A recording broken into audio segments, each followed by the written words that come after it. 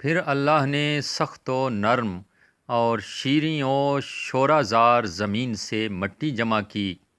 اسے پانی سے اتنا بھگویا کہ وہ صاف ہو کر نتھر گئی، اور تری سے اتنا گوندھا کہ اس میں لس پیدا ہو گیا۔ اس سے ایک ایسی صورت بنائی جس میں موڑ ہیں اور جوڑ، اعضاء ہیں اور مختلف حصے، اسے یہاں تک سکھایا کہ وہ خود تھم سکی، اور اتنا سخت کیا کہ وہ کھن کھنانے لگی، ایک وقت معین اور مدت معلوم تک اسے یوں ہی رہنے دیا۔ پھر اس میں روح پھونکی تو وہ ایسے انسان کی صورت میں کھڑی ہو گئی جو قوائے ذہنی کو حرکت دینے والا، فکری حرکات سے تصرف کرنے والا، اعضاء و جوارح سے خدمت لینے والا اور ہاتھ پیروں کو چلانے والا ہے، اور ایسی شناخت کا مالک ہے جس سے حق و باطل میں تمیز کرتا ہے، اور مختلف مزوں، بوؤں، رنگوں اور جنسوں میں فرق کرتا ہے۔ خود رنگا رنگ کی مٹی اور ملتی جلتی ہوئی موافق چیزوں اور مخالف ضدوں اور متضاد خلطوں سے اس کا خمیر ہوا ہے، یعنی گرمی، سردی، تری، خشکی کا پیکر ہے۔ پھر اللہ نے فرشتوں سے چاہا کہ وہ اس کی سونپی ہوئی ودیعت ادا کریں اور اس کے پیمانے وصیت کو پورا کریں، جو سجدہ آدم علیہ السلام کے حکم کو تسلیم کرنے اور اس کی بزرگی کے سامنے تواضع و فروتنی کے لیے تھا۔ اس لیے اللہ نے کہا کہ آدم علیہ السلام کو سجدہ کرو۔ ابلیس کے سوا سب نے سجدہ کیا، اس سے عصبیت نے گھیر لیا، بدبختی اس پر چھا گئی، آگ سے پیدا ہونے کی وجہ سے اپنے کو بزرگ و برتر سمجھا، اور کھنکھناتی ہوئی مٹی کی مخلوق کو ذلیل جانا۔ اللہ نے اسے مہلت دی تاکہ وہ پورے طور پر غضب کا مستحق بن جائے اور بنی آدم علیہ السلام کی آزمائش پایہ تکمیل تک پہنچے اور وعدہ پورا ہو جائے۔ چنانچہ اللہ نے اس سے کہا، تجھے وقت معین کے دن تک کی مہلت ہے۔ پھر اللہ نے آدم علیہ السلام کو ایسے گھر میں ٹھہرایا جہاں ان کی زندگی کو خوشگوار رکھا، انہیں شیطان اور اس کی عداوت سے بھی ہوشیار کر دیا، لیکن ان کے دشمن نے ان کے جنت میں ٹھہرنے اور نیکوکاروں میں مل جل کر رہنے پر حسد کیا، اور آخر کار انہیں فریب دے دیا۔ آدم علیہ السلام نے یقین کو شک اور ارادے کے استحکام کو کمزوری کے ہاتھوں بیچ ڈالا، مسرت کو خوف سے بدل لیا، اور فریب خوردگی کی وجہ سے ندامت اٹھائی۔ پھر اللہ نے آدم علیہ السلام کے لیے توبہ کی گنجائش رکھی، انہیں رحمت کے کلمے سکھائے، جنت میں دوبارہ پہنچانے کا ان سے وعدہ کیا، اور انہیں دار ابتلاء و محل افزائش نسل میں اتار دیا۔ اللہ سبحانہ نے ان کی اولاد سے انبیاء علیہم السلام چنے، وحی پر ان سے عہد و پیمان لیا، تبلیغ رسالت کا انہیں امین بنایا، جبکہ اکثر لوگوں نے اللہ کا عہد بدل دیا تھا، چنانچہ وہ اس کے حق سے بے خبر ہو گئے، اوروں کو اس کا شریک بنا ڈالا۔ شیاطین نے اس کی معرفت سے انہیں روگرداں اور اس کی عبادت سے الگ کر دیا۔ اللہ نے ان میں اپنے رسول علیہم السلام مبعوث کیے اور لگاتار انبیاء علیہم السلام بھیجے تاکہ ان سے فطرت کے عہد و پیمان پورے کرائیں، اس کی بھولی ہوئی نعمتیں یاد دلائیں، پیغام ربانی پہنچا کر حجت تمام کریں، عقل کے دفینوں کو ابھاریں اور انہیں قدرت کی نشانیاں دکھائیں۔ یہ سروں پر بلند بام آسمان، ان کے نیچے بچھا ہوا فرش زمیں، زندہ رکھنے والا سامان معیشت، فنا کرنے والی اجلیں، بوڑھا کر دینے والی بیماریاں اور پے در پے آنے والے حادثات۔ اللہ سبحانہ نے اپنی مخلوق کو بغیر کسی فرستادہ پیغمبر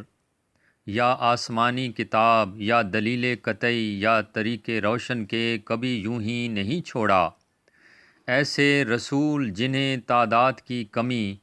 اور جھٹلانے والوں کی کثرت درماندہ و عاجز نہیں کرتی تھی، ان میں کوئی سابق تھا جس نے بعد میں آنے والے کا نام و نشان بتایا، کوئی بعد میں آیا جس سے پہلا پہچنوا چکا تھا۔ اسی طرح مدتیں گزر گئیں، زمانے بیت گئے، باپ داداؤں کی جگہ پر ان کی اولادیں بس گئیں، یہاں تک کہ اللہ سبحانہ نے ایفائے عہد و اتمام نبوت کے لیے محمد صلی اللہ علیہ وآلہ وسلم کو مبعوث کیا، جن کے متعلق نبیوں سے عہد و پیمان لیا جا چکا تھا، جن کے علامات ظہور مشہور، محل ولادت مبارک و مسعود تھا۔ اس وقت زمین پر بسنے والوں کے مسلک جدا جدا، خواہشیں متفرق و پراگندہ اور راہیں الگ الگ تھیں، یوں کہ کچھ اللہ کو مخلوق سے تشبیہ دیتے، کچھ اس کے ناموں کو بگاڑ دیتے، کچھ اسے چھوڑ کر اوروں کی طرف اشارہ کرتے تھے۔ خداوند عالم نے آپ صلی اللہ علیہ وآلہ وسلم کی وجہ سے انہیں گمراہی سے ہدایت کی راہ پر لگایا اور آپ صلی اللہ علیہ وآلہ وسلم کے وجود سے انہیں جہالت سے چھڑایا۔ پھر اللہ سبحانہ نے محمد صلی اللہ علیہ وآلہ وسلم کو اپنے لقاء و قرب کے لیے چنا، اپنے خاص انعامات آپ صلی اللہ علیہ وآلہ وسلم کے لیے پسند فرمائے اور دار دنیا کی بود و باش سے آپ صلی اللہ علیہ وآلہ وسلم کو بلند تر سمجھا اور زحمتوں سے گھری ہوئی جگہ سے آپ صلی اللہ علیہ وآلہ وسلم کے رخ کو موڑا اور دنیا سے باعزت آپ صلی اللہ علیہ وآلہ وسلم کو اٹھا لیا۔ حضرت صلی اللہ علیہ وآلہ وسلم تم میں اسی طرح کی چیز چھوڑ گئے جو انبیاء علیہم السلام اپنی امتوں میں چھوڑتے چلے آئے تھے، اس لیے کہ وہ طریق واضح و نشان محکم قائم کیے بغیر یوں ہی بے قید و بند انہیں نہیں چھوڑتے تھے۔ پیغمبر صلی اللہ علیہ وآلہ وسلم نے تمہارے پروردگار کی کتاب تم میں چھوڑی ہے، اس حالت میں کہ انہوں نے کتاب کے حلال و حرام، واجبات و مستحبات، ناسخ و منسوخ، رخص و عزائم، خاص و عام، عبر و امثال، مقید و مطلق، محکم و متشابہ کو واضح طور سے بیان کر دیا، مجمل آیتوں کی تفسیر کر دی، اس کی گتھیوں کو سلجھا دیا۔ اس میں کچھ آیتیں وہ ہیں جن کے جاننے کی پابندی عائد کی گئی ہے، اور کچھ وہ ہیں کہ اگر اس کے بندے ان سے ناواقف رہیں تو مذائقہ نہیں۔ کچھ احکام ایسے ہیں جن کا وجوب کتاب سے ثابت ہے اور حدیث سے ان کے منسوخ ہونے کا پتہ چلتا ہے، اور کچھ احکام ایسے ہیں جن پر عمل کرنا حدیث کی روح سے واجب ہے لیکن کتاب میں ان کے ترک کرنے کی اجازت ہے۔ اس کتاب میں بعض واجبات ایسے ہیں جن کا وجوب وقت سے وابستہ ہے اور زمانہ آئندہ میں ان کا وجوب برطرف ہو جاتا ہے۔ قرآن کے محرمات میں بھی تفریق ہے، کچھ کبیرہ ہیں جن کے لیے آتش جہنم کی دھمکیاں ہیں، کچھ صغیرہ ہیں جن کے لیے مغفرت کے توقعات پیدا کیے ہیں، کچھ اعمال ایسے ہیں جن کا تھوڑا سا حصہ بھی مقبول ہے اور زیادہ سے زیادہ اضافہ کی گنجائش رکھی ہے۔ اللہ نے اپنے گھر کا حج تم پر واجب کیا، جسے لوگوں کا قبلہ بنایا ہے، جہاں لوگ اس طرح کھنچ کر آتے ہیں جس طرح پیاسے حیوان پانی کی طرف، اور اس طرح رفتگی سے بڑھتے ہیں جس طرح کبوتر اپنے آشیانوں کی جانب۔ اللہ جل شانہ نے اس کو اپنی عظمت کے سامنے ان کی فروتنی و عاجزی اور اپنی عزت کے اعتراف کا نشان بنایا ہے۔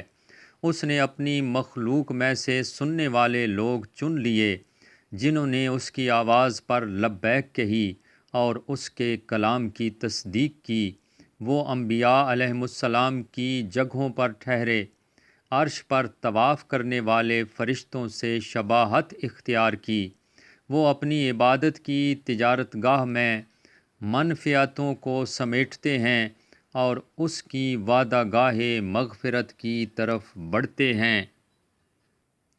اللہ سبحانہ نے اس گھر کو اسلام کا نشان اور پناہ چاہنے والوں کے لیے حرم بنایا ہے۔ اس کا حج فرض اور ادائیگی حق کو واجب کیا ہے اور اس کی طرف راہنوردی فرض کر دی ہے۔ چنانچہ اللہ نے قرآن میں فرمایا، اللہ کا واجب الادا حق لوگوں پر یہ ہے کہ وہ خانہ کعبہ کا حج کریں،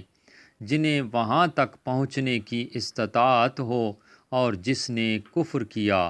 تو جان لے کہ اللہ سارے جہان سے بے نیاز ہے۔